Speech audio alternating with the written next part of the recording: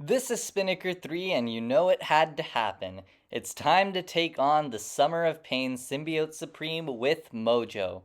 Now, this Symbiote Supreme fight is probably one of the toughest ones so far. Basically, what happens is that every time you hit the opponent, you get this placebo buff on you. And since Symbiote Supreme is Symbiote Supreme, he does this thing where when he's in his nullify mode and he nullifies all your buffs, he deals direct damage to you. And that direct damage can get quite nasty. So it's important to try and limit the amount of buffs on you. Additionally, he has increased buff duration, and he also is going to have the effect of redoubled determination. But Mojo actually answers quite a few of these problems fairly well. For starters, I can deal a lot of damage without really having to touch the opponent. So you'll notice that most of the times when he's close to getting into his nullify phase, I'm going to just hit against his block because I know that I have enough power to keep me going. Because Symbiote Supreme's power gain and stuff all comes from buffs. You notice right now he has a Fury. Every time he switches phases, he gets a power gain. All of those are buffs that feed Mojo's degenerations and passive damage without having to touch the opponent. So that's going to be allowing me to limit the amount of buffs on myself so that I don't get detonated into oblivion. Furthermore, I'm shortening his buffs, so his power gain is actually a lot easier to manage. So I don't have to worry about sending him red if I'm staying on top of completing my prompts.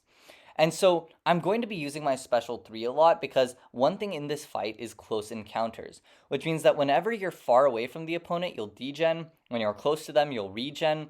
So I want to stay as close to the opponent as possible. But my special 2 creates a lot of distance, and it's for an extended duration, so I'd rather not deal with that. I'd rather use that degeneration when I'm baiting specials and allow myself to get the same amount of degenerations on the opponent with my special 3. Finally, because redoubled determination only penalizes you for using debuffs, Mojo's passive degenerations are actually getting around redoubled determination. So I'm able to deal this consistent stream of steady damage without worrying about sending Symbiote Supreme red. And that is just very important. So right here I get punish a special. I was going to use my heavy to recycle, but I got it again and he threw a special which I was able to punish.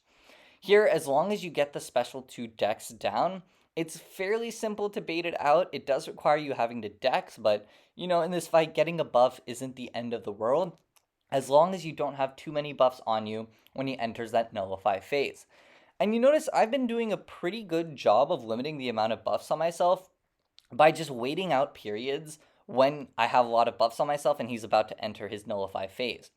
So you notice that sometimes I'm just going to camp with my block up because even though I'm going to be taking a lot of block damage, I have close encounters healing me up, and the block damage that I take is better than having any extra buffs on me that get nullified and deal extra damage. So right here, I mess up and I eat a special 1 to the face, and I have to dex this special 2. I get down to 1% health. I'm playing this on the edge. You notice I parry and just hold myself close to Symbiote Supreme to get some extra regeneration, and then I launch my special 3. Another nice thing about Mojo in this fight is that his buff expirations are going to keep giving me some extra regeneration effects.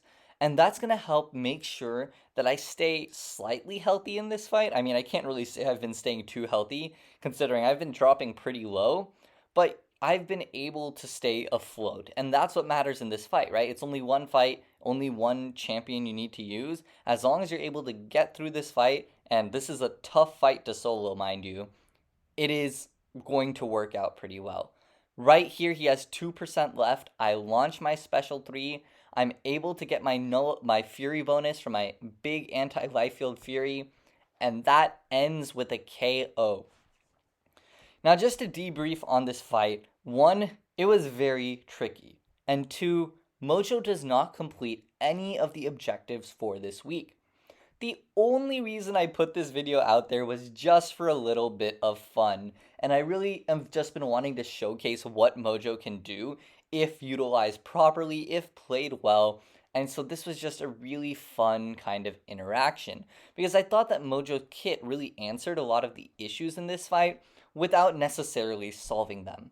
So even though I do think that this fight had a little more of a, unfortunate damage that you have to take back without like really having any way to avoid it, I thought that Mojo actually did a pretty good job of getting through this. So if you enjoyed this video, please leave a like, comment on who you use for this fight. I'm always interested to hear who you guys are using. And subscribe if you want to see more Mojo content because I assure you I will have some more. And I'll catch you later.